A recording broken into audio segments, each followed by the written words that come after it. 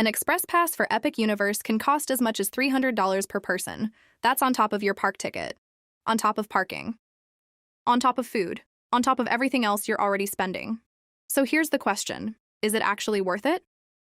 For some visitors, an express pass is the best money you'll spend all day. For others, there might be better and cheaper options available to you. And there's a strategy that could save your family hundreds of dollars without buying any express pass at all. Let's get into the video.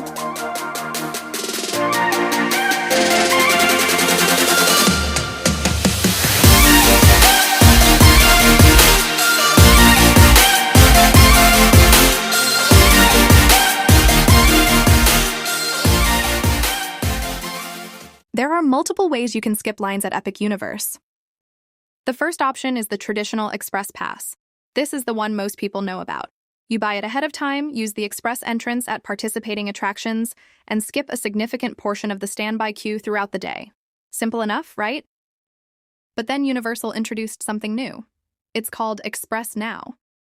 Instead of paying for an entire day, you can purchase access to a single ride directly through the app while you're inside the park. See a long wait? Open the app. Buy access. Ride sooner. At least that's the idea. We'll talk about why that system isn't quite as simple as it sounds in a few minutes. When people think of an express pass, they usually think it's a flat fee, and it's not. The prices change depending on when you go. And also, they usually focus on the individual price. Here's why that's a mistake. Almost nobody visits Epic Universe alone. Let's use a family of 4 as an example. If express passes are running near the upper end of the pricing range, you're not just spending an extra $300, it's now $1,200, on top of park tickets, on top of hotel costs, on top of food, on top of souvenirs. Suddenly, what felt like a small upgrade becomes one of the biggest expenses of the entire vacation. Now here's the important question. Does it save enough time to justify that cost? Because wait times at Epic Universe can vary dramatically depending on when you visit. I've seen where headliner attractions are posting massive waits, and I've also seen days where I'm walking onto rides that I'm expected to wait an hour for. That's why buying an express pass 6 months before your trip can be risky. What if there's a way to save almost the same amount of time without spending hundreds of dollars? There is. And experienced theme park fans use it all the time. Instead of buying express, they buy time. Early park entry can sometimes be more valuable than an express pass, especially for a family. Think about it. The first hour after opening is often when wait times are lowest because thousands of guests haven't reached the rides yet. Knocking out several headliner attractions before the crowds arrive can save more time than some guests gain from using an express pass later in the day and for far less money. It's one of the reasons theme park veterans obsess over the rope drop strategy. If you're already staying at a hotel, consider staying at a Universal Studios hotel instead. This gains you early park admission. That extra hour will make a huge difference. During that window, attractions that may hit 90-minute waits later can have minimal waits. Ride 2 or 3 major attractions early in the morning, and you've potentially saved more time than some guests get from Express later in the day. You can also combine this strategy with Universal's Express Now Pass. The advantage is that you're not guessing months in advance whether you'll need Express.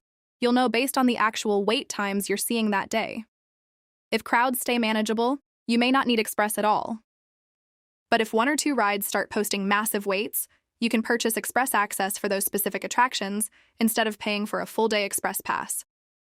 You'll save hundreds of dollars by only spending a fraction of that amount on the 1 or 2 rides where Express actually makes a difference. Right now, Universal's Express Now passes typically cost between $10 and $20 per ride, depending on the attraction and demand. The catch? They're only available in limited quantities. That means the exact ride you're hoping to use it for may not be available when you need it, and popular attractions can sell out quickly, especially on busy days.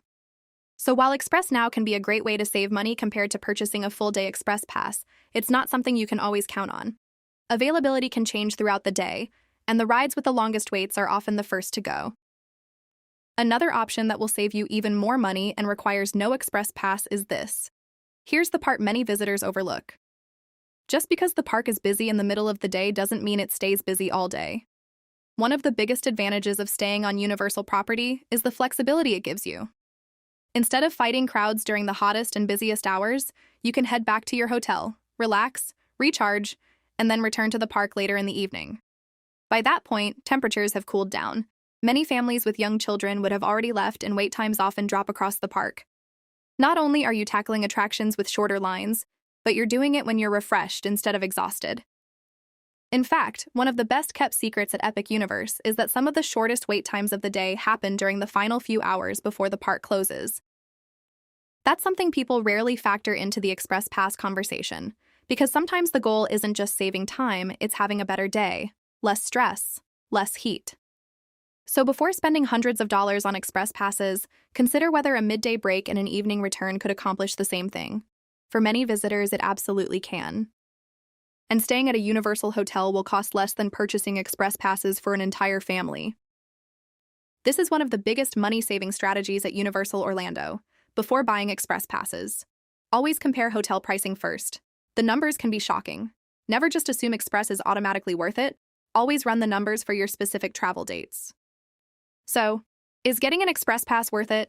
This one isn't so cut and dry, because many factors will determine whether or not it'll be worth it for your specific group, like when you're traveling and with who and how much time you have. I say get it. If you're visiting during busy periods, have limited time, and want to maximize attractions. But no. If you're visiting during lower crowds, staying multiple days, or using smart park strategies, like the ones I talked about in this video, and if you're flexible with your plans. Now I want to hear from you. Have you used an Express Pass? Was it worth it? Or would you save the money next time?